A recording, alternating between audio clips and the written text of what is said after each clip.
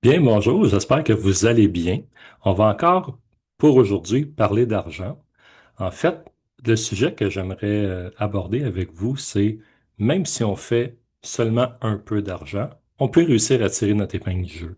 Donc, même si on fait peu d'argent ou si on a peu d'économies, on peut arriver, malgré tout ça, à faire fructifier son argent, à la placer et se bâtir un petit magot, si je pourrais dire ça comme ça. Et c'est pas si compliqué que ça. Ça peut paraître compliqué, mais non, c'est beaucoup plus simple que vous le pensez et je vais tenter de vous le démontrer à travers une petite présentation que je vous présente dès maintenant.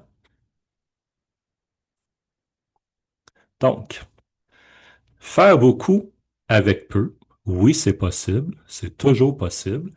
Et c'est pas aussi compliqué qu'on pourrait le penser. Ça peut sembler compliqué, comme je vous disais, mais j'ai connu des gens qui faisaient peu d'argent et qui s'en sortaient beaucoup mieux que des gens qui faisaient beaucoup d'argent. Ils avaient une meilleure vie, ils faisaient plus de voyages, ils étaient plus heureux, se sentaient plus libres que bien des gens qui font beaucoup d'argent.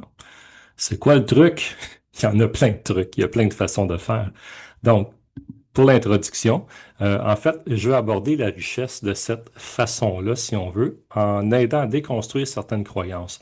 On grandit avec toutes sortes de croyances, peu importe d'où ils viennent, que ce soit la famille, la religion, la politique, le social, peu importe. Et souvent, c'est ces croyances-là qui bâtissent un peu notre futur, si on veut. On croit à ça malgré nous, parce qu'on n'a rien pour prouver le contraire, et on bâtit là-dessus, et ça devient un peu notre réalité.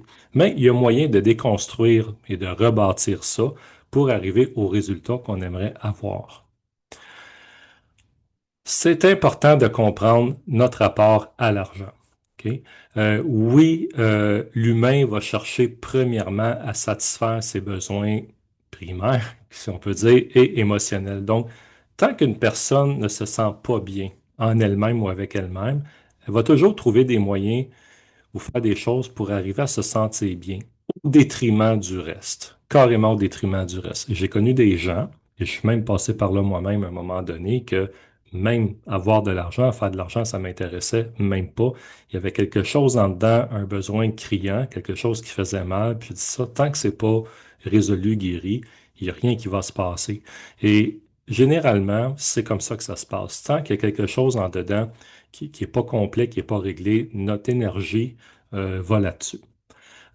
L'argent, c'est une énergie émotionnelle. On ressent des choses face à l'argent. On peut ressentir du bien-être, du bonheur, de la joie. On peut ressentir aussi de la colère envers l'argent parce qu'on n'en a pas, parce qu'on en manque, de la méfiance face à l'argent parce que ceux qui ont de l'argent, c'est une gang de pas corrects, etc., etc., etc. OK? Donc, ça peut être ce qu'on pense de l'argent, ça a un impact qui peut avoir une incidence à longue durée sur notre vie. L'éducation familiale, si on a grandi dans une famille qui avait peu d'argent, soit de la pauvreté, ou soit peu d'argent, manquait de rien, bien, généralement, on va prendre aussi cette tangente-là dans la vie. Généralement, soit on va devenir le contraire, soit qu'on va être à peu près pareil. Donc, si on a grandi dans une famille moyenne, correcte, ben, ça va être notre vie en général, à moins que nous-mêmes, on décide d'apporter un changement à ça. Et il y a des impacts sur les croyances limitantes aussi. Il y a plein de peurs. Il y en a qui ont peur de l'argent. Il y en a que l'argent, ils veulent même pas y toucher, ils veulent même pas, ils peuvent pas gérer de l'argent. OK? Il y a des gens qui voient l'argent comme mauvais, comme pas correct, comme un péché à la limite, que c'est pas correct d'avoir de l'argent. Il y en a que c'est tout le contraire. Donc, on a tous des croyances, on a toutes des perceptions face à ça. Puis à travers ça, ben, j'aimerais tenter d'arriver à peut-être dédramatiser les choses, arrimer les choses un peu. Tout vide en nous qui n'est pas bien comblé, généralement, ça va être difficile de mettre l'énergie sur d'autres choses que de combler ce vide-là, généralement, au détriment de tout le reste. Il y a beaucoup de croyances limitantes face à l'argent. Je ne rentrerai pas dans tout ça. Beaucoup de gens vont s'auto-saboter et c'est courant. Je l'ai fait moi-même. Je le fais moi-même dans certains aspects de ma vie. On le fait tous, en fait. On s'auto-sabote tous dans différents aspects de notre vie pour différentes raisons. Je pourrais dire à tort ou à raison. Et c'est ça qu'il faut prendre conscience, que cette espèce d'auto-sabotage-là nous empêche des fois d'atteindre nos objectifs, de réaliser nos rêves, d'atteindre nos buts. Et ce qui est bizarre, c'est que quand on est en mode auto-sabotage, c'est comme si on considère qu'on a raison. Ben, j'ai raison de le faire et c'est ça qu'il faut venir ici désamorcer pour arriver à sortir de ça, puis peut-être à passer à d'autres choses, à arriver à d'autres choses pour avoir des résultats qu'on souhaiterait avoir dans notre vie. Euh, Sans aller dans tous ces détails-là, il y a des méthodes pour trouver c'est quoi nos blocages, c'est quoi nos sabotages et nos auto-sabotages, c'est quoi qui nous empêche, puis c'est quoi qui fait qu'on veut pas, ou c'est quoi qui fait qu'on veut. C'est quoi, dans d'autres circonstances, je pourrais dire, c'est quoi ton why? Pourquoi tu es? Pourquoi tu fais ça? C'est quoi qui te drive dans la vie? C'est quoi qui va t'allumer puis qui va te driver en bon québécois? OK? Et il faut se poser des questions. Il y a plusieurs façons de faire de l'introspection, il y a plusieurs façons de se poser des questions et on n'a pas nécessairement besoin d'être seul pour le faire. On peut être à plusieurs, ça peut être à travers une aide professionnelle, il y a plusieurs façons de le faire. Et je conseille de le faire. En fait, quand on a des buts, des souhaits ou des rêves qu'on veut réaliser, puis qu'on voit qu'on arrive devant une espèce de mur, puis qu'on n'est pas capable de passer ce mur-là, je pense que c'est bien de consulter, peu importe. Ça peut être un bon livre, ça peut être un ami, une personne d'expérience, un psy, une psy, peu importe. Mais de consulter pour avoir un vis-à-vis, pour voir un peu euh, nos espèces d'angles morts, toutes les choses qu'on ne peut pas voir par nous-mêmes. Et comme je dis souvent, si vous embarquez dans une poubelle, puis vous essayez de la lever vous-même, généralement, vous ne serez pas capable de la lever vous-même.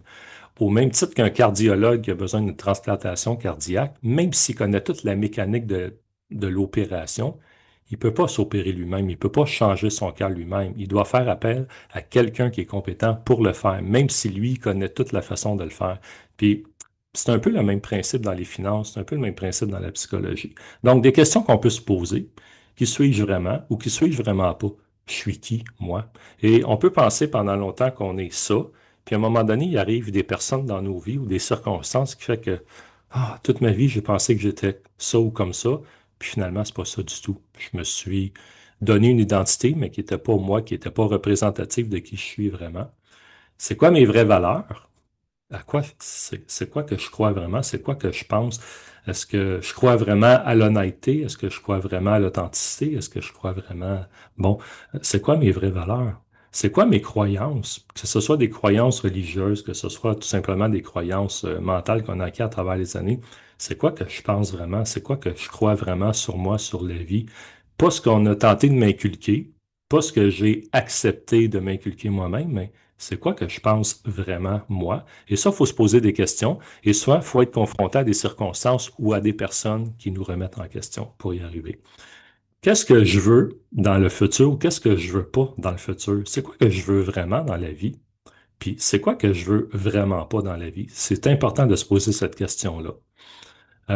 C'est ça qui permet d'établir une limite, d'ouvrir une barrière, si on veut, ou de fermer une barrière, d'établir certaines limites. OK? Qu'est-ce que je veux vraiment faire de ma vie ou qu'est-ce que je veux vraiment pas faire de ma vie? Ça va être quoi ma vie? Qu'est-ce que j'accepte? Qu'est-ce que j'endure? Ça va être quoi mon statu quo? Est-ce que je suis malheureux dans ma vie ou malheureuse? C'est important de se poser la question. On pourrait dire, ben oui, je suis heureux, non, je suis pas heureux, ou dans certains aspects de ma vie, je suis heureux, heureuse, dans d'autres, je ne suis pas, ou je tente les deux. On peut être entre les deux aussi, c'est possible, mais si on est entre les deux, on n'est pas vraiment heureux, puis on n'est peut-être pas vraiment malheureux, mais ce serait peut-être qu'on est plus malheureux qu'heureux si on est entre les deux. On va dire ça comme ça. Euh, Qu'est-ce qui m'apporte du bonheur? Ou c'est quoi qui m'apporte pas du bonheur? Ça aussi, c'est quoi que je fais qui me fait du bien? Quel genre de personnes que je vois, que je rencontre qui me font du bien, puis quel genre de personnes ou de choses que je fais qui me font vraiment pas du bien? C'est important aussi de le trouver et de le déterminer. C'est quoi les raisons de mes malheurs? Pourquoi j'ai des malheurs si j'en ai? Pourquoi est-ce que ça arrive? Puis, qu'est-ce qui compte le plus ou le moins pour moi dans la vie? C'est quoi qui est vraiment important? Ça serait quoi la chose, la personne ou peu importe la situation pour laquelle je serais prête à la limite à mourir pour protéger ça? C'est important de se poser ce genre de questions-là. OK? On arrive à un temps que parfois, c'est important de pardonner ou de se pardonner. Et je pense que tant qu'on ne sait pas pardonner des choses ou qu'on n'a pas pardonné des choses à des gens, euh, on est bloqué dans la vie. Il y a des choses qui nous bloquent. Puis à un moment donné, ça devient très loin dans l'inconscient, puis on s'en rend juste plus compte qu'on est bloqué, tout simplement. Puis là, faut chercher, faut trouver à un moment donné. C'est de désamorcer cette colère-là, de désamorcer cette chose-là qui nous tient captifs, si on veut, puis en fait qui crée notre auto-sabotage. Souvent, l'auto-sabotage va venir de choses comme ça. Donc, transformer ses croyances pour accueillir l'abondance. Il y a différentes façons, tous les gens ont leur truc. Il y a ce qu'on appelle des mantras. Donc, j'ai mis la définition, tout simplement, je l'ai pris d'Internet directement. Avec l'intelligence artificielle, maintenant, on a beaucoup de réponses et je l'ai laissé tel quel, je ne l'ai pas transformé. Puis, un mantra, c'est un mot, un son ou une phrase sacrée qui vient d'une tradition, soit de l'hindouisme ou du bouddhisme, qui est utilisée pour la méditation et la prière pour calmer le mental. C'est une façon aussi d'apporter des changements positifs, de dire, bien, voici telle circonstance, voici le résultat que j'aimerais avoir, voici mon dialogue intérieur qui fait que c'est ça ma réalité, voici le dialogue intérieur que j'aimerais développer pour transformer, pour changer cette réalité-là. Et oui, ça fonctionne vraiment. Et j'ai j'ai commencé, comment je pourrais dire, j'ai commencé jeune un peu dans ce domaine-là, vers la fin peut-être des années 80. Puis, je me suis écrit mes propres mantras à un moment donné, comme tant de monde. Généralement, ces mantras-là, il n'y a pas de... il y en a qui ont des droits d'auteur, mais il n'y a pas de droits d'auteur. C'est des gens qui écrivent des choses et ils les mettent à disposition des autres. Il n'y a pas de... dans ce sens-là. Et beaucoup de gens écrivent leurs propres mantras pour leurs choses. Ça peut être pour, oui, l'abondance financière, pour le travail, situation professionnelle, situation amoureuse ou d'amitié ou développement personnel. L'important, c'est de l'écrire. On peut en prendre déjà toute faite pour se donner des idées, mais ensuite, c'est de l'écrire ou de le décrire d'une façon qui nous convient à soi, d'une façon qui va être adaptée à notre situation actuelle et qui va nous amener à une situation idéale qu'on aimerait vivre dans le futur. Et à quelque chose aussi qui va faire que je vais être d'accord, mon âme va être d'accord, mon corps va être d'accord, mon esprit, mes émotions vont être d'accord avec ça. Fait à force de le répéter, si notre système, notre soi devient d'accord avec, généralement, ça se produit, ça se réalise et je pourrais vous raconter plein d'affaires qui le prouvent finalement. OK? Donc, ça fonctionne. C'est une façon qui peut aider à transformer notre vie financière, si on veut. La méthode concrète pour maintenant aller chercher de la richesse. C'est beau de changer notre façon de penser. Et une chose que je n'ai pas mentionnée, c'est que oui, on peut se faire des mantras, on peut se faire ce qu'on appelle des décrets. Ceci dit, ce n'est pas un vrai décret, mais on peut se créer des décrets ou des mantras ou bon, des pensées positives, peu importe, des citations. Mais sachez que pour que les changements se fassent, il faut faire quelque chose. Ce n'est pas magique non plus dans le sens que, OK, je vais juste prier, je vais juste le penser, puis ça va se faire. Non. Il y a des circonstances qui vont changer. Peut-être qu'on va être appelé à changer notre habillement, notre style, nos cheveux, notre façon de parler, notre façon d'agir envers les autres, qui va amener d'autres contacts qui vont faire qu'on va s'approcher de certaines personnes qui n'étaient peut-être pas approchables avant. On va peut-être s'éloigner de certaines personnes qui, qui étaient attirées par nous ou qui nous lâchaient pas à un moment donné. Je veux dire, ça va amener à changer les relations, le style d'habillement, le style vestimentaire, le style des cheveux, l'apparence, l'odeur du corps va changer. Ça va amener à développer des relations qu'on n'aurait pas développées avant. Ça va amener à des circonstances dans lesquelles on n'aurait pas été induit avant. Et ça peut amener à suivre des cours, à faire des formations, à abandonner certaines habitudes ou à adopter des nouvelles habitudes. Ça peut être même arriver à dire, ben, je change de conjoint. Soit je m'en vais tout seul ou je change de conjoint parce que je réalise que ça ne fonctionnera pas en restant dans cette situation-là. Donc, ces choses-là fonctionnent, mais ça va vous amener obligatoirement à faire des changements dans votre vie. Ça ne peut pas rester statique, c'est dynamique. Ça ne se fera pas par magie. Donc, les manières pour y arriver concrètement, si on a seulement, ça peut être un petit salaire ou ça peut être un bon salaire. En fait, l'idée, c'est pas tant l'argent qui rentre, c'est ce qui reste à la fin du mois une fois que tout est payé. C'est plus là que ça se joue. Je connais des gens qui font vraiment beaucoup d'argent, puis Colin, il ne leur reste rien à la fin du mois, ils sont même endettés. Puis je connais des gens qui font vraiment pas. Quand je parle vraiment pas beaucoup d'argent, c'est, on va dire, en bas de 60 000, on va dire. OK? Et il arrive beaucoup mieux. OK? Puis je connais des gens qui font 300, 400, 500 000, puis ils en arrachent. OK? Fait que cherchez l'erreur. OK? Ce qui fait que ça fonctionne, c'est la magie de l'intérêt composé. OK? C'est de placer son argent dans des placements, dans des portefeuilles, dans des véhicules de placement, si on pourrait dire, mais qui rapportent de l'intérêt composé. Et j'en ai déjà parlé dans d'autres présentations, dans d'autres vidéos, et sans rentrer dans toute cette espèce de mécanique-là, je vous ai mis un lien ici quand vous allez cliquer dessus. En fait, la présentation, je vais la mettre en PDF puis je la rends disponible. Vous allez pouvoir la télécharger puis la regarder ou cliquer sur les liens si vous voulez. OK? Euh, c'est une façon de calculer. Donc, si je prends un montant d'argent X et je le place à un certain taux d'intérêt, après tant de temps, ça va fructifier et ça va faire des montants de plus. C'est un peu la règle de 72 qui s'applique. Donc, j'ai mis un exemple ici. Si on fait un placement initial de 1000 dollars, OK, plus un montant une fois par semaine de zéro. Donc, on prend le 1000 dollars puis on le met là puis on s'en occupe plus. On l'oublie complètement. OK? Mais qu'on le place à un taux d'intérêt de 8%, OK?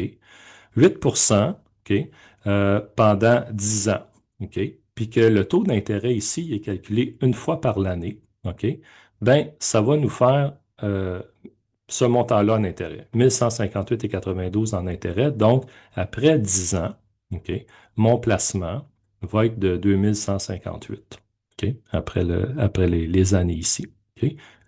Ce qui est quand même bien si on prend un montant d'argent, qu'on le met là, puis qu'on s'en occupe plus jamais. OK? Et généralement, on va faire ça dans un CELI, généralement. OK? Pour toutes sortes de raisons. Le même montant, le même 1000 dollars que vous mettez rien dedans, placez 1000 dollars, puis qui a un taux d'intérêt de 8%, OK, ben, va valoir un peu plus cher après 10 ans si l'intérêt est calculé une fois par mois. Donc, il y a des moyens, des placements qu'on peut faire. Ça peut être avec des compagnies d'assurance, des maisons de gestion de portefeuille. Il y a différentes façons de le faire dans lesquels vous placez votre argent. L'important, c'est que ce soit de l'intérêt composé. Et généralement, quand il y a moyen que ce soit calculé, que l'intérêt soit calculé au mois. Donc, à chaque mois, il y a un intérêt qui se prend. Le montant total avec l'intérêt va être recalculé avec l'intérêt composé à chaque mois. Donc, c'est pour ça que ça monte un peu plus vite. Il n'y a pas grande différence entre les deux, comme vous voyez. OK? Par contre, avec les années, avec le temps, ça, c'est seulement 1000 dollars. Imaginez des dizaines et des dizaines de milliers de dollars ou des centaines de milliers de dollars. Vous allez voir que là, ici, la marge, l'écart va être de plus en plus grand. Ça va faire une grande différence de plusieurs dizaines de milliers de dollars. Donc, ça, c'est une façon simple, possible, rapide de faire fructifier notre argent si on en a seulement un peu et sans être trop stressé et sans que ce soit compliqué. Il y a des pratiques quotidiennes qu'on peut faire pour ancrer l'abondance en soi. OK? Euh, Premièrement, la reconnaissance, c'est très important. C'est important d'être reconnaissant de ce qu'on est, de ce qu'on a, de ce qu'on fait. On peut être insatisfait de beaucoup de choses dans la vie et je vous dirais à la limite, on pourrait avoir raison de ne pas être satisfait. Comme on peut être très, très satisfait de bien des choses. Mais l'important, c'est d'accepter ce qu'on a et ce qu'on est actuellement, sachant que ça peut aussi changer. C'est important aussi de se fixer des objectifs. OK? Si on fait un voyage puis qu'on ne se fixe pas un objectif, un endroit où se rendre, ben, ça peut peut-être être agréable quand même, mais on va arriver à quelque part à un moment donné. Puis si on ne planifie pas bien notre voyage, puis que là, on a besoin de faire dodo, ben, ça se peut qu'on ne trouve pas d'hôtel. Donc, c'est mieux souvent de planifier. Surtout avec la retraite, à un moment donné, un jour, on est tous confrontés à la retraite, bien, c'est important de planifier en conséquence pour s'assurer qu'on va être correct, ou juste pour des projets. Donc, il y a beaucoup de gens qui planifient pas. Et une des raisons que les gens souvent vont être pauvres ou vont avoir des manques à gagner, c'est pas parce qu'ils font pas d'argent, c'est pas parce qu'ils font pas attention, qu'ils font pas d'économie, c'est parce qu'il n'y a pas de planification, puis il n'y a pas de suivi ensuite à cette planification-là, ce qui est très important. Cultiver la gratitude, on en a parlé tantôt, c'est important d'être reconnaissant des choses dans la vie. Euh, j'ai mis une petite image ici de couple, OK? Généralement, quand on aime, on est en amour, qu'on se marie ou qu'on devient conjoint de fait, union libre, peu importe la façon avec qui vous vous mettez en couple avec une personne, généralement, c'est pas pour s'appauvrir. Généralement, c'est pour être heureux. C'est pas nécessairement pour s'enrichir non plus, mais c'est pour être heureux, être bien et pas manquer de rien. Puis qu'il n'y ait pas quelqu'un qui te tire d'un côté puis qui va te rendre pauvre finalement et comment je pourrais dire, parce que je veux pas dire le mot scraper, mais là, je viens de le dire, mais qui endommagera pas votre avenir financier, ni dans un sens comme dans l'autre. J'ai mis deux liens. J'ai mis le champ de la sécurité financière ici, qui explique un peu, et que vous allez pouvoir cliquer sur le lien, puis je vais vous rendre disponible un document, si ça vous intéresse, bien entendu, de le regarder. Comment est-ce que l'amour et l'argent peuvent faire bon ménage? Puis aussi ici les régimes matrimoniaux. OK? Donc, soit le régime d'Aquet depuis les années 70, OK? Ou soit celui de la distribution des biens libres. OK? Tout dépendant de comment vous êtes marié, puis c'est quoi l'entente, c'est quoi le contrat. Donc, c'est tout expliqué ici sur le lien, si ça vous intéresse, parce que si jamais il y a une séparation. Si c'est avec la société d'acquet, bien, tous les biens qui ont été accumulés dans le mariage, c'est séparé en deux. C'est valeur égale chaque banc. Si c'est selon avec évaluation des biens, bien là, il y a une variante. Là, on peut changer, on peut dire, bien, si on sépare, tel bien va aller l'autre tel, l'autre bien va aller à l'autre, sans rentrer dans ces détails-là pour l'instant. Et j'ai mis un petit encadré ici qui explique un peu si on est marié, pas marié avec ou sans testament, ça serait quoi les conséquences selon le cas. Mais moi, je pourrais vous dire, si vous êtes seul, c'est parfait, c'est facile de gérer son argent, c'est même facile de s'enrichir. Quand on devient à deux, ça peut devenir le contraire. On peut s'enrichir beaucoup plus ou on peut vraiment s'appauvrir beaucoup plus selon le cas. Très, très important de bien choisir votre compagnon, votre partenaire de vie, votre compagne de vie. Très, très important de bien choisir. Et souvent, on ne le sait pas d'avance. C'est des choses qu'on ne sait pas d'avance, qu'on apprend avec le temps. Combien de couples de famille j'ai rencontrés et un des deux avait des dettes, cachait de l'argent, il y avait des dettes non dites sur des cartes de crédit, puis quand on arrive, puis qu'on fait on appelle ça des des ABF, donc les besoins financiers de ces familles-là, ou de ces personnes-là. Ça peut faire de la chicane à un moment donné. Donc, on révèle, il y a des choses qui se révèlent, et là, bien, sans rentrer dans toute l'histoire, mais ça peut faire des gros problèmes. Mais on a réalisé qu'il y a beaucoup, beaucoup de couples de familles qui cachent à l'autre beaucoup de dettes par honte ou pour toutes sortes de raisons. Et s'il y a une séparation, bien, tout dépendant de votre état matrimonial ou si vous êtes en union libre, s'il y a un testament ou pas, au niveau financier, ça peut changer beaucoup de choses. J'ai mis ici une liste de la Chambre de sécurité financière ici au Québec. Donc, vous ne pourrez pas cliquer sur les liens. Je pense que ça ne fonctionnera pas. Je vous les rajouterai au besoin.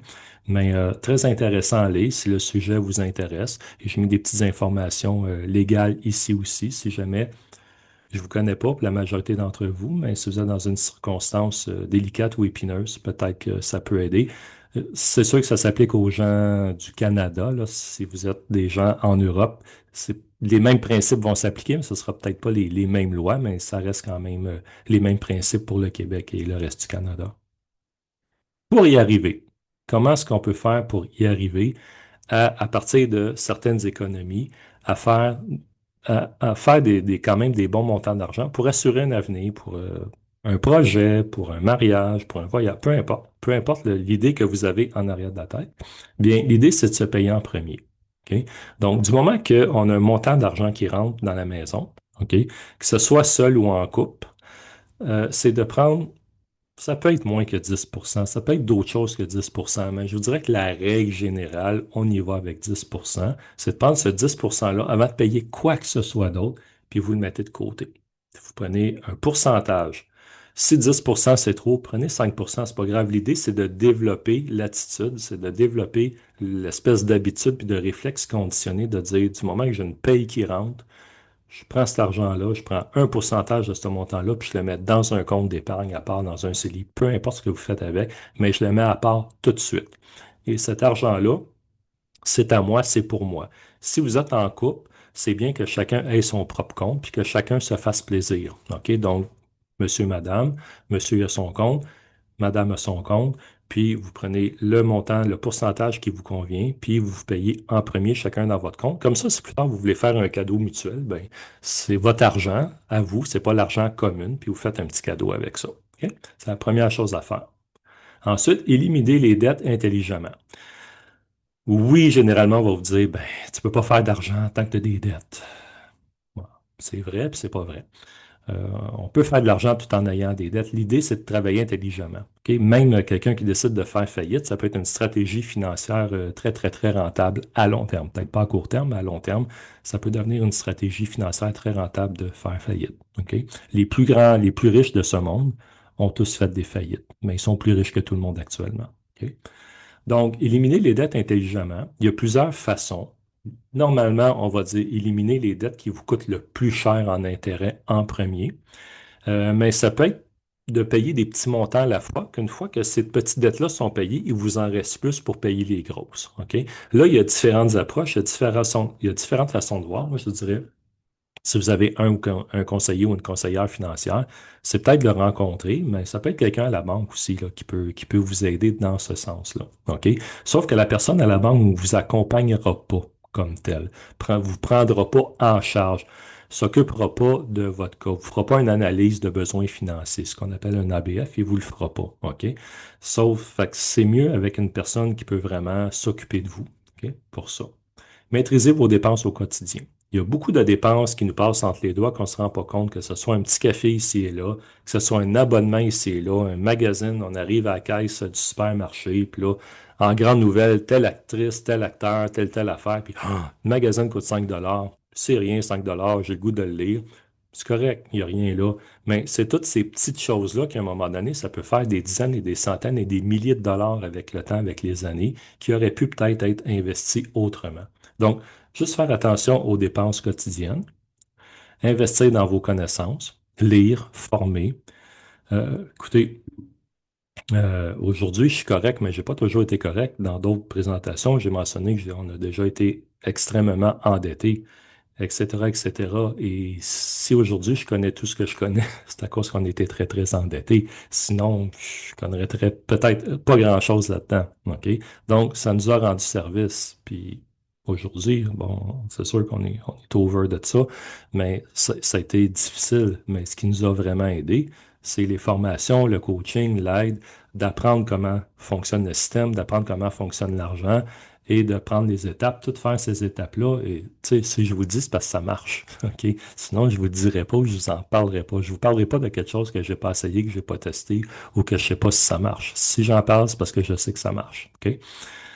Euh, Faire travailler votre argent pour vous. Ça, c'est des placements. Ça peut être dans l'immobilier, ça peut être du trading avec de la crypto ou de l'argent normal, ordinaire. Ça peut être des startups, investir dans des startups. Ça peut être des placements dans des comptes, comme je parlais tantôt, là, dans des comptes d'investissement, dans des portefeuilles de placement. Ça peut être tout ça.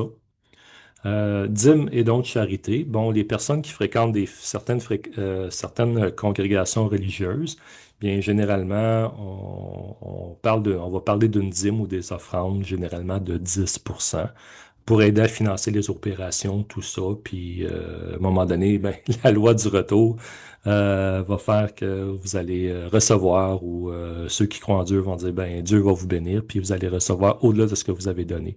Et effectivement, ça fonctionne. OK? Je peux vous confirmer que ça fonctionne. Donc, donner 10%, ça peut être des organismes à but non lucratif, ça peut être des fondations, ça peut être des missions, ça peut être des missions laïques, comme des missions religieuses. L'idée, c'est que quand on investit un pourcentage, tôt ou tard, ça nous revient d'une façon ou d'une autre. De toute façon, la vie est ainsi faite. Plus qu'on donne, plus qu'on reçoit, plus qu'on retient, ou qu'on retient justement, moins que ça revient. OK? La loi est faite. La loi de la vie est faite comme ça. La patience, c'est le temps. Il faut être patient. Quand on travaille, quand on joue en fait avec certains placements ou qu'on place notre argent dans certains placements, c'est le temps qui va faire la différence. Les recettes pour devenir riche rapidement, je peux pas. Il y en a qui fonctionnent, il y en a qui fonctionnent pas, mais c'est pas quelque chose qui fonctionne tout le temps et à tout coup. Et méfiez-vous de ça, là, toutes les vidéos sur YouTube, là. Il y en a que c'est vrai, mais il y en a que c'est vraiment pas vrai. OK? Mais je pense que vous savez, je pense que vous êtes capable de détecter quand c'est vrai et que c'est pas vrai. Donc, passez au lièvre à la tortue. OK? Donc, le lièvre qui court très, très vite et la tortue qui est très lente. Mais finalement, c'est la tortue qui est arrivée avant parce que le lièvre, il a niaisé, il a perdu son temps, il a gambadé d'un côté et de l'autre. Donc, il faut être patient. OK? Mais la patience, récompense. OK? Donc, la patience a toujours sa récompense. On pourrait dire ça comme ça. L'importance de bien s'entourer. Les fréquentations, sûrement que moi, mes parents me l'ont dit souvent. Quand j'étais jeune, ben pour ceux d'entre vous qui écoutent la vidéo, qui me connaissaient, vous savez que j'avais pas des bonnes fréquentations. Il a fallu que je coupe tout ça à un moment donné pour avoir une vie normale, si on veut, pour dire ça comme ça. Et c'est peut-être la même chose pour vous. On a certaines fréquentations qui font que ça ne sera pas aidant excusez, que ce ne sera pas aidant dans la vie pour avancer, pour atteindre certains objectifs. Puis à un moment donné, il faut couper ces relations-là. Et il faut s'approprier parfois d'autres relations. Oui, je peux comprendre qu'il y a certaines relations qu'on n'est pas habitué, qu'on n'est pas sûr, puis est-ce que je vais être accepté, est-ce que ces personnes-là vont vouloir me parler, mais ça se développe. Mais d'au moins couper avec certaines relations toxiques ou juste qui sont dysfonctionnelles, qui sont pas bonnes pour soi, va déjà aider. Et quand on travaille sur ça, à un moment donné, on attire d'autres genres de personnes et d'autres relations vont se tisser automatiquement. Ça, vous n'avez pas à vous inquiéter pour ça, ça va se faire. Peut-être pas tout seul, mais ça va se faire. Et rester humble et vivre simplement. OK? Pas chercher à épater la galerie, bien entendu, parce qu'à un moment donné, à force de se vanter, on se fait éventer. On pourrait dire ça comme ça. Puis, en fait, c'est ce qui reste qui fait toute la différence. Donc, comme je mentionnais au début, c'est pas, c'est pas tant le gros salaire, le gros montant d'argent qui compte, c'est pas ça l'idée, c'est ce qui reste au bout du mois. C'est ça qui est important et c'est ça qu'il faut considérer, qu'il faut prendre le temps de voir qu'est-ce qu'on fait avec. Est-ce que je le place? Comment je le place? À quel taux? Dans quel véhicule je le place? C'est plus ça qui va faire la différence dans ce cas-là. Pour terminer, c'est parti, donc faut juste commencer à le faire. OK? Mais faut commencer, mais il faut continuer. OK? Et le problème, ça, c'est comme le phénomène du gym après Noël, tu sais, quand on arrive au jour de l'an et on fait nos résolutions. Moi, ça fait des années que je ne fais plus de résolutions, mais on fait des résolutions, on va dire quand même, je vais aller au gym, je vais faire ci, je vais faire ça. Puis on commence, on le fait, on commence, puis à un moment, on se dit, tant pis, ça ne me tente plus. Et on arrête de le faire. Mais si on veut que ça fonctionne, en tout cas dans le domaine financier, c'est comme ça que ça fonctionne, faut commencer, mais il faut continuer aussi. Donc, la petite recette que j'ai donnée ici, OK, c'est de l'appliquer. OK? Trouver une façon de l'appliquer. Et je peux comprendre qu'il y a des revers de la vie qui fait qu'à un moment donné, on doit faire des exceptions puis arrêter de l'appliquer pour un certain temps. On passe tous par là. Mais l'idée, c'est le plus possible de continuer à l'appliquer. Le plus possible tout le temps, tout le temps. OK? C'est ça l'idée. Persévérer, donc être patient, persévérer, parce que la richesse ne se fait pas nécessairement en un jour. Puis, on va récolter un au moment venu. OK? Ça, c'est sûr que ça va fonctionner pour vous. Et voilà pour ça. J'espère que cette petite présentation a pu peut-être démystifier, peut-être aider, mais le but de ce message-là, c'est de dire, même si on ne fait pas toujours beaucoup d'argent, l'important, c'est ce qui reste. Et ce qui reste, s'il est bien placé, il est bien investi, il est bien géré, il y a quand même moyen de tirer son épingle du jeu et de s'en sortir. Sur ce, bien, je vous souhaite une bonne fin de soirée.